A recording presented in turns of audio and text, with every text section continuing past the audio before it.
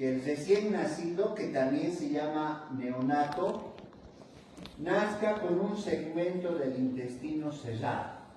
A eso se llama atresias intestinales. Es decir, que las paredes del intestino van a estar colapsadas, van a estar, en términos populares, coladas. Atresia. ¿Y eso qué va a ocasionar?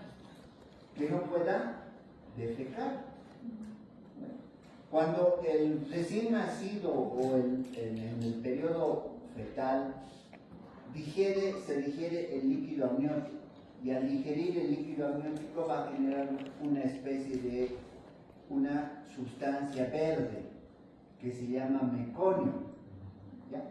Entonces, como los intestinos están colapsados producto de una atresia, su trabajo gastrointestinal va a estar colapsado.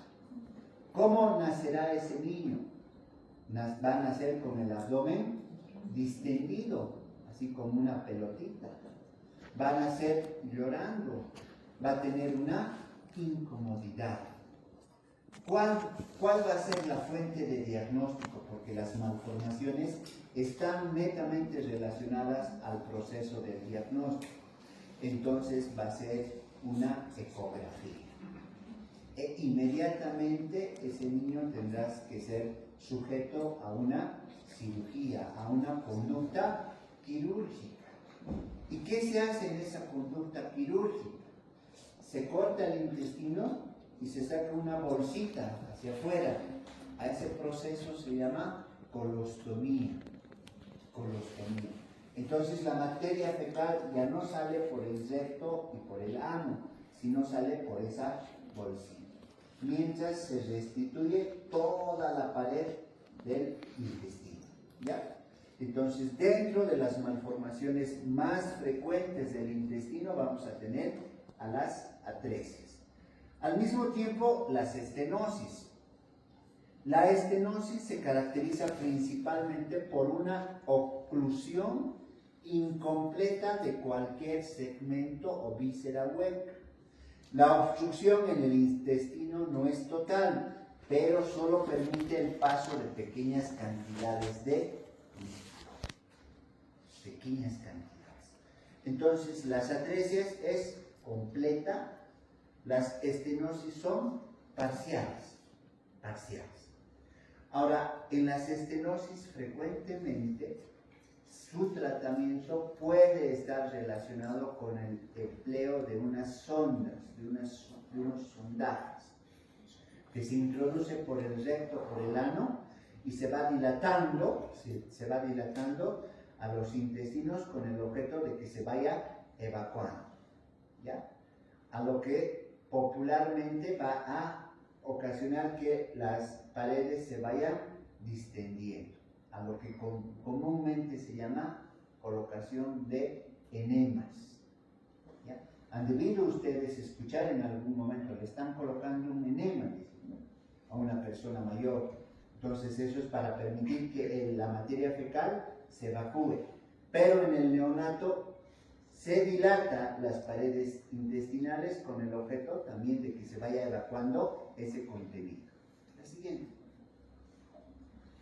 Otras malformaciones del intestino delgado son la duplicación y la diverticulisis. La duplicación es la que se genera por la recanalización defectuosa del intestino después del cierre temporario, producido por una proliferación de células pertenecientes a su mucosa. Entonces, esta es un producto donde aparecen unas austras. En el intestino delgado y en el intestino grueso existe una especie de almohadillas, una especie de como resortitos, no sé si me dejo entender. Entonces, mediante la duplicación aparecen esos resortitos y esos mismos permiten que vayan a introducirse las arterias mesentéricas superior, media e inferior para el proceso de irrigación. Pero por este proceso de duplicación, estas se proliferan sobre toda la capa del intestino. Y mediante la duplicación, estas se permite que se concentren en un solo efecto. Y ahí tenemos las de tipo 1, las de tipo 2 y las de tipo 3. Los divertículos. Es muy frecuente, se asientan en el duodeno, siendo en la cara, también al mismo tiempo en la cara pancreática, en el duodeno, en la segunda y en la tercera y en la cuarta porción. ¿Qué son los divertículos? Los divertículos son como sustancias anexas a ese segmento de formación. Por decir, aquí en el duodeno tiene la forma de una C. El duodeno tiene la forma de una C. Y los divertículos son crecimientos supernumerarios que van a crecer en los segmentos correspondientes al duodeno. Son como los anexos. Serían como unas ampolitas que salen alrededor del segmento que se está demostrando. ¿Ya? ¿Eso qué va a generar? Va a generar molestias, va a generar dolor, ¿no? Y inmediatamente en el lapso de 3 días, digamos, ha nacido normal, ¿no? El bebé empieza a tomar leche y eso se va a digerir. Entonces se va a producir todas estas malformaciones y ya se va a manifestar como lo que se llama una manifestación clínica. Y a los 3 días máximo, el recién nacido vuelve al hospital. ¿Ya? Siguiente, por favor. Lo más famoso es el divertículo de Meckel. El divertículo de Meckel, como dice aquí, es una protuberancia parecida a una pequeña bolsa que sale de la pared del intestino delgado. Entonces yo les decía, es como una ampollita. ¿Por quién no ha tenido una ampolla? Caminamos mucho y nos sale como una bolsita con contenido líquido, ¿no ve? A eso se llama ampolla. Los divertículos tienen ese parecido, pero por eso se dice que es como una pequeña bolsita. Esa bolsita que sale en la pared del intestino, a eso se llama divertículo o diverticulitis. Ahora, eso por ejemplo se diagnostica en el Hospital Gastroenterológico Boliviano-Japonés mediante procesos de colonostomía, es decir, se introduce por el recto y el ano unos tubos con cámaras y ahí se ven los divertículos, o mediante otras cámaras que se van a introducir por la boca. ¿Ya? Las distopias por alteración en la rotación intestinal. Estas distopias generalmente se caracterizan por la alteración en la rotación a nivel del colon. Generalmente ya cuando las arterias que principalmente van a ir a irrigar al intestino delgado y grueso, y más propiamente al grueso, van a ser las arterias mesentéricas superiores, medias e inferiores. Y dentro de la formación embrionaria tiene que existir una rotación completa de 60 a 90 grados. Y en esa rotación existe una alteración y no se produce la rotación a 90 grados como se requiere y por consiguiente se va a producir una distopia. Por eso es que las distopias se caracterizan principalmente por la alteración o por la falta de rotación. La siguiente, por favor. Y el onfalocele. El onfalocele es un defecto de nacimiento en la pared abdominal, en el área del estómago, en el que los intestinos, el hígado u otros órganos del bebé salen del abdomen. Están afuera. A eso se llama onfalocele. ¿Y por dónde salen? A nivel del ombligo. Las asas intestinales están ahí afuera. Pues a eso se llama onfalocele. En el corazón, ¿qué llamábamos? Ectopía cardíaca. ¿No? El corazón podía estar latiendo fuera de la cavidad. ¿No? Aquí la enfermera ve eso, pues lo suelta, lo hace caer más al bebé. Entonces, aquí van a ver las asas intestinales afuera. Sin que esto, por ejemplo, cuando la cavidad abdominal, como tenemos diferentes órganos en la cavidad abdominal, cuando está hacia afuera se llama evisceración. Evisceración, sí, ¿ya? Pero el ónfalocele es la exposición de los órganos de la cavidad abdominal, pero cuando han salido por el ombligo. Mientras en una evisceración es toda la cavidad abdominal, que puede ser por un trauma o puede ser de características embrionarias. Por ejemplo, hace 2 años un minero o un cocalero le ha reventado una dinamita, no sé si se acuerdan, ¿no? Por Villafata, y los periodistas decían, sus intestinos están afuera, sus tripas están hacia afuera. Entonces a eso se llama evisceración, ¿ya? Cuando los intestinos y los órganos abdominales salen del ombligo por la cavidad abdominal, a eso se llama ónfalocele. Esa es la diferencia, ¿ya? Evisceración y ónfalocele. La siguiente, por favor. Las malformaciones del intestino grueso. Tenemos al ciego alto, al ciego bajo y el microcolon. El ciego alto es cuando la rotación es incompleta, da lugar a lo que clínicamente se denomina ciego alto. Ciego bajo es una anomalía que es consecuencia de un exceso en el proceso de rotación del asa intestinal y el conjunto apendicular se sitúa al interior o al interior de la pelvis. Entonces, el ciego alto se rota y el ciego bajo. El microcolon, por su nombre lo dices, es un colon pequeño. El colon tiene una dimensión aproximadamente en el recién nacido de 2 metros y en el adulto de 3 a 6 metros, ¿ya? Entonces, microcolon, un colon pequeñito, que afecta al intestino grueso, que puede ser resultado de una atresia parcial que afecta al colon fibroso. Por consiguiente, ¿cómo va a estar ese recién nacido? Con el abdomen distendido. ¿Qué se llama abdomen distendido? Cuando el abdomen está así bien hinchado, ¿ya? ¿Por la acumulación de qué? De gases. ¿Ve? Cuando, por ejemplo, van a comer sus fricasés, sus chicharrones, sus cervezas, sus bicervecinas, su Coca-Cola, su Fanta, y para llenarlo, el sucumbé hoy día, ¿no ve? Para mañana van a estar así, sus estomaguitos. A eso se llama distensión abdominal. ¿Ya? Distensión abdominal. ¿Por qué? Porque se ha acumulado una serie de gases. Y en estas alteraciones del ciego alto, del ciego bajo y del microcolon va a estar acompañado de esa distensión abdominal. ¿Cuál va a ser el método auxiliar de diagnóstico?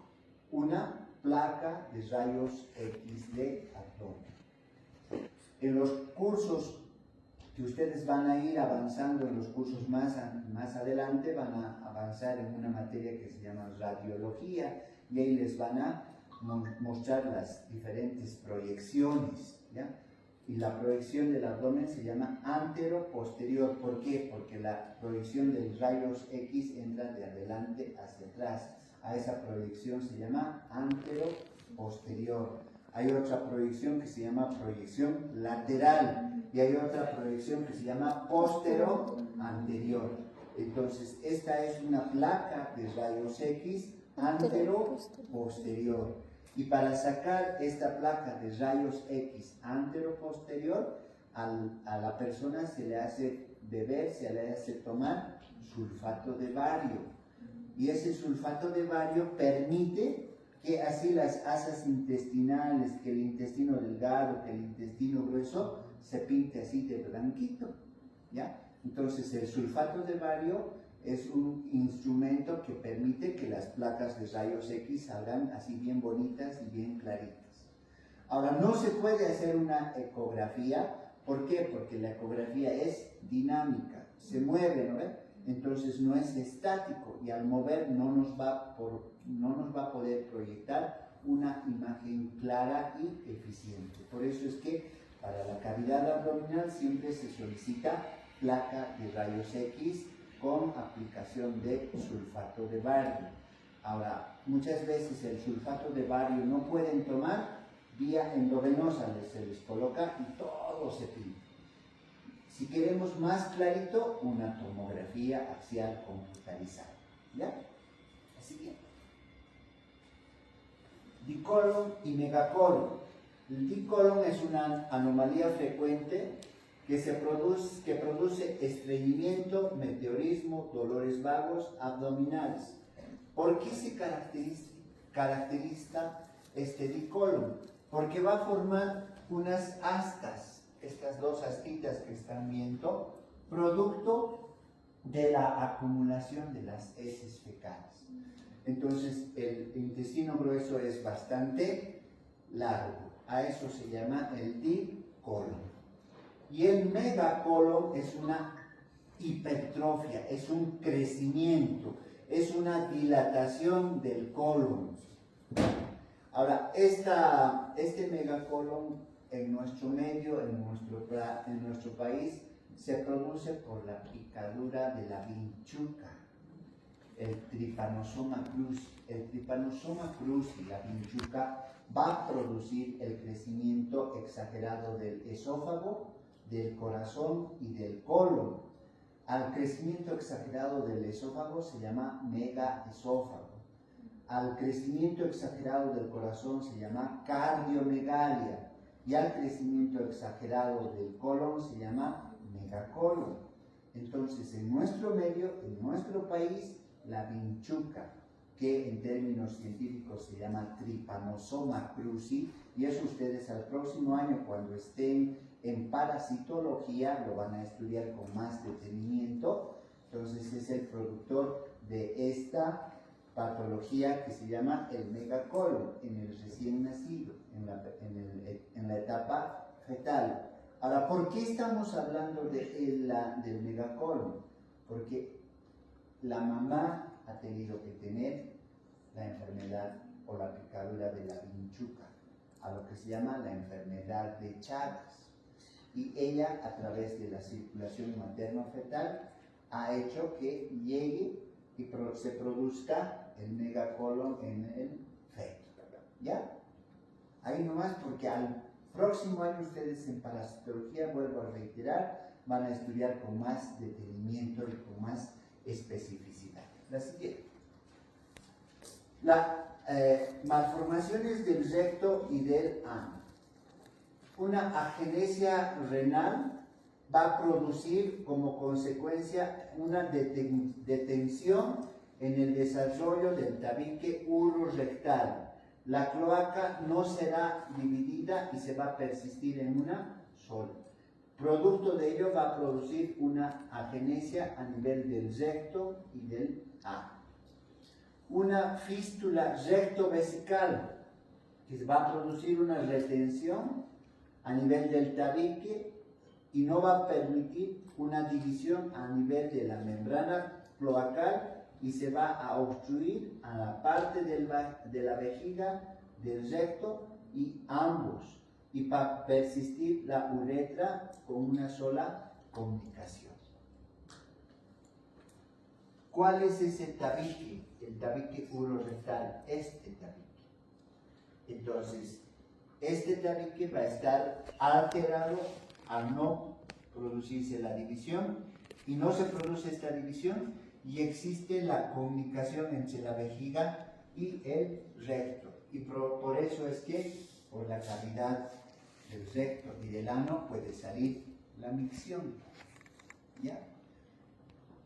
En casos, por ejemplo, cuando existen las neoplasias, el cáncer en las mujeres, producto del papilomavirus humano, este tabique urorectal de igual forma se destruye. Por eso es que la orina, juntamente con las heces fecales, sale y constantemente están con una infección urinaria. ¿Ya?